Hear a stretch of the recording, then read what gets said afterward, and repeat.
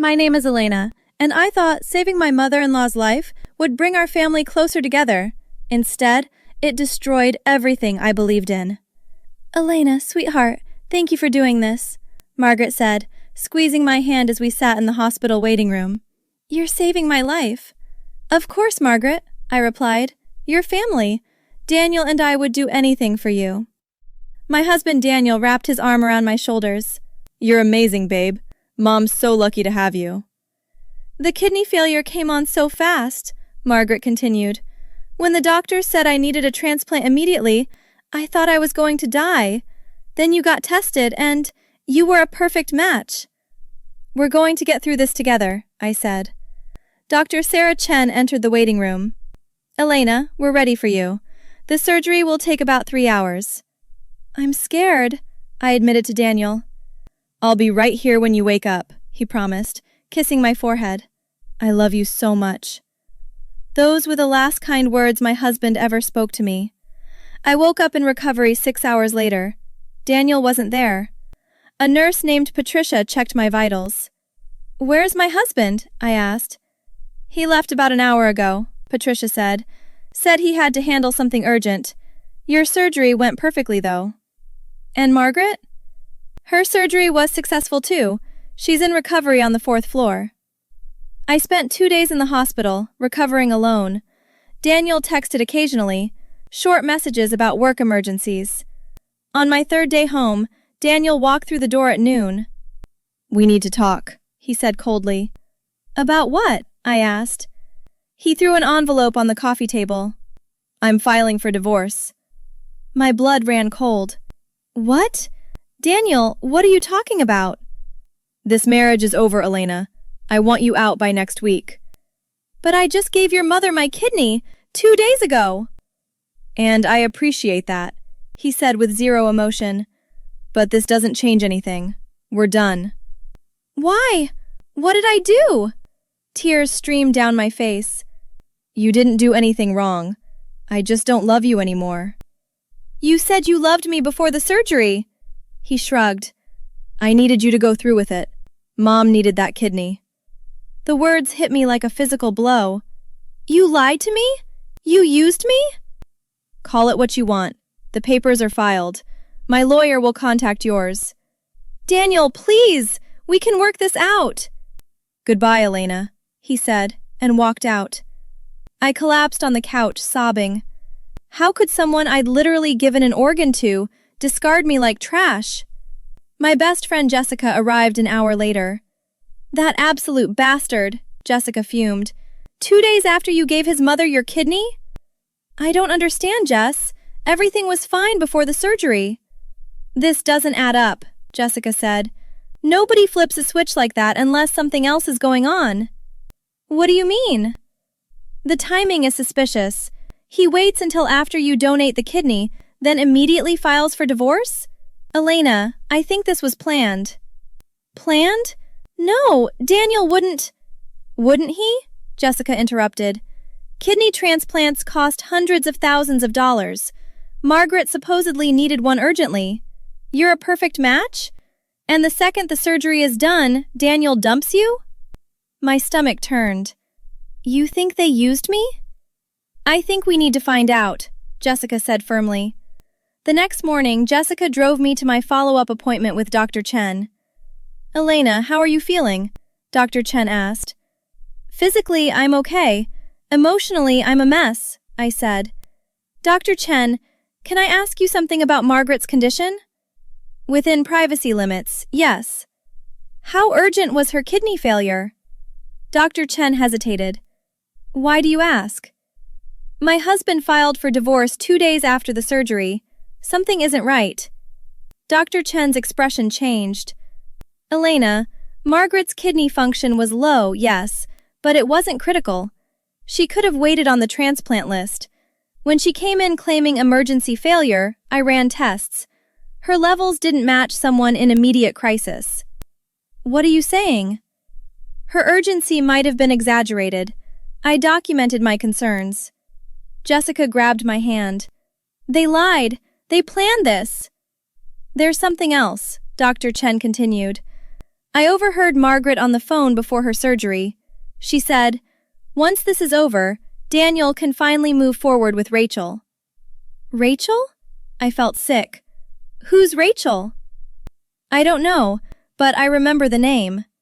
Jessica pulled out her phone. I'm finding out who Rachel is right now. Can you give me copies of Margaret's medical records? I asked. I can provide your surgical records and my medical opinion. If you're pursuing legal action, you'll need a lawyer to subpoena Margaret's file. I'm getting a lawyer, I said firmly. I can write a statement about my medical concerns and what I witnessed. That's enough, Jessica said. Elena, I found her. Rachel Morrison.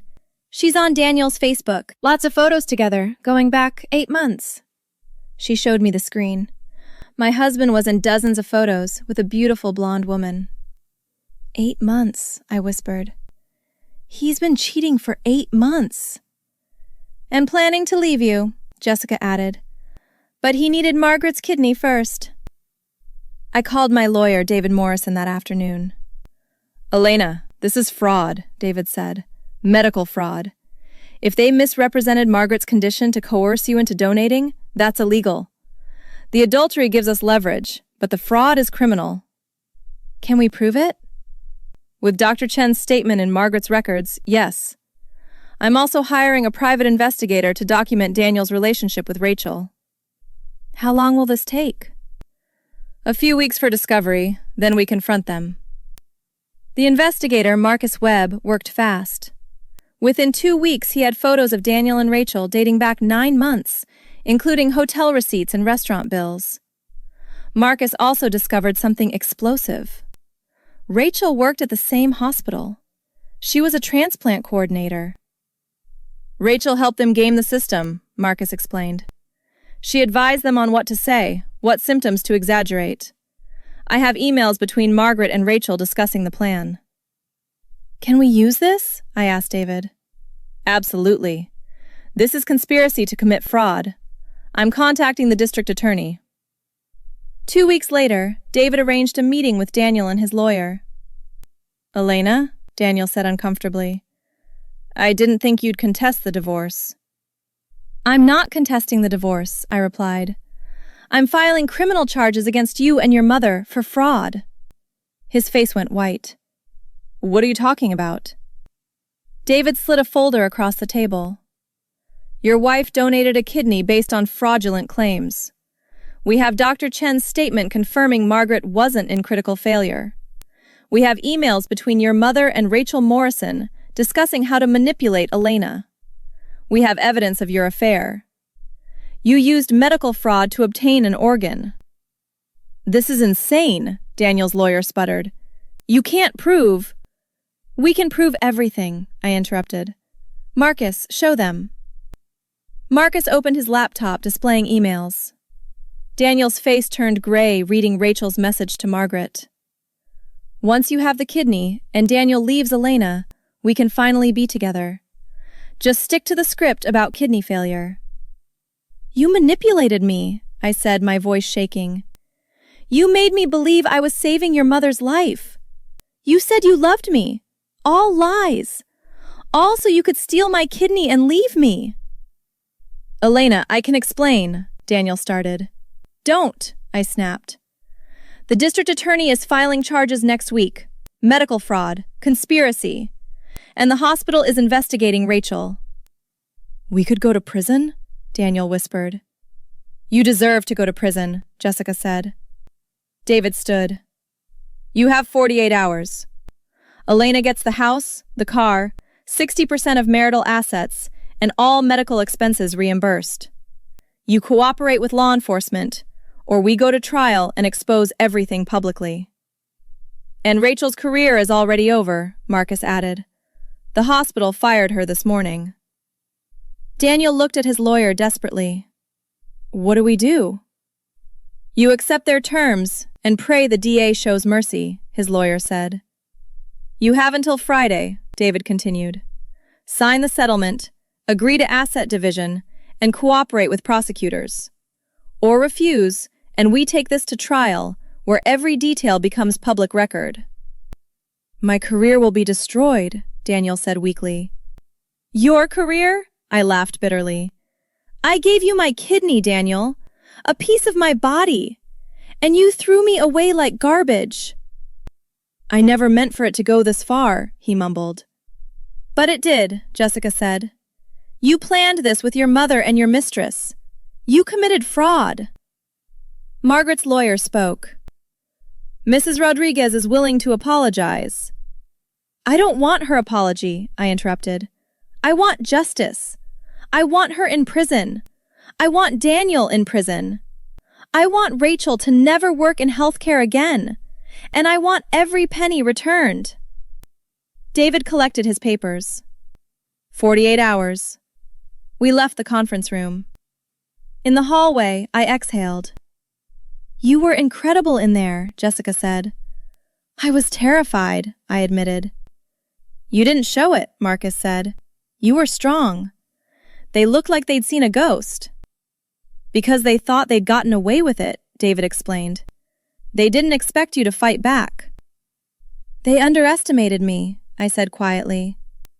Their biggest mistake, David agreed. 3 months later, I sat in the courtroom watching Daniel and Margaret plead guilty. David sat beside me with Jessica and Dr. Chen. Judge Patricia Williams reviewed the file before addressing the defendants. This is one of the most disturbing cases of manipulation I've encountered, Judge Williams said. Ms. Rodriguez, you donated a vital organ based on fraudulent claims. Mr. Rodriguez, you deceived your wife while conducting an affair. Mrs. Rodriguez, you exaggerated a condition to obtain an organ. Your Honor, my clients have accepted responsibility, Daniel's attorney said. Restitution doesn't give Ms. Rodriguez her kidney back, the judge interrupted. Margaret Rodriguez, 18 months in prison, followed by 2 years probation. Daniel Rodriguez, 12 months in prison, followed by 3 years probation. You will both pay $400,000 restitution for medical expenses, pain and suffering, and compensation. Margaret began crying. Your Honor, please, I'm sorry. You're sorry you were caught, Judge Williams said. You exploited a family relationship and violated medical ethics. This sentence is lenient. Daniel turned toward me. Elena, please. Face forward, Mr. Rodriguez, the judge ordered. You have no right to address the victim. After sentencing, David walked me out with Jessica. How does it feel? David asked. Like justice, I said. Not revenge. Justice. They're going to prison. Plus the $400,000, David added. The house is yours, the car, and Daniel's retirement split 60-40 in your favor. Jessica hugged me. You did it. I couldn't have done it without you all, I said. Dr. Chen approached us. Elena, I'm proud of you. What you went through was unconscionable. Did the hospital take action? I asked. Rachel Morrison lost her medical license permanently, Dr. Chen confirmed. She'll never work in healthcare again. Good, I said. She deserves consequences too. We walked outside. David shook my hand. What's next for you? He asked. Healing, I replied. I'm starting a support group for organ donors who were exploited. This happens more than people realize. That's incredible, Jessica said. You're turning something horrible into something helpful. I refuse to let them make me a victim forever, I said. They took my kidney, my marriage, and my trust, but not my strength or my voice. David nodded. You did this the right way. Through the legal system. Exactly, I agreed, turning to address someone directly. Have you ever trusted someone completely, only to discover they were using you? Have you ever given something precious to someone who saw you as nothing but a means to an end? What would you have done in my situation? Jessica squeezed my shoulder. You're going to help so many people. I hope so, I said. For anyone watching this, document everything. Trust your instincts. Get professionals involved early. Never let anyone make you feel guilty for seeking justice. Like and subscribe for more stories about people who refused to be victims and fought back the right way, Jessica added. I smiled. feeling genuinely happy for the first time in months. Yeah, like and subscribe, because we all deserve justice, not just revenge. We deserve to reclaim our power, the legal way. David packed his briefcase. The divorce is final next week. I'm already free, I said confidently. He's the one going to prison. I'm moving forward. And I meant every word.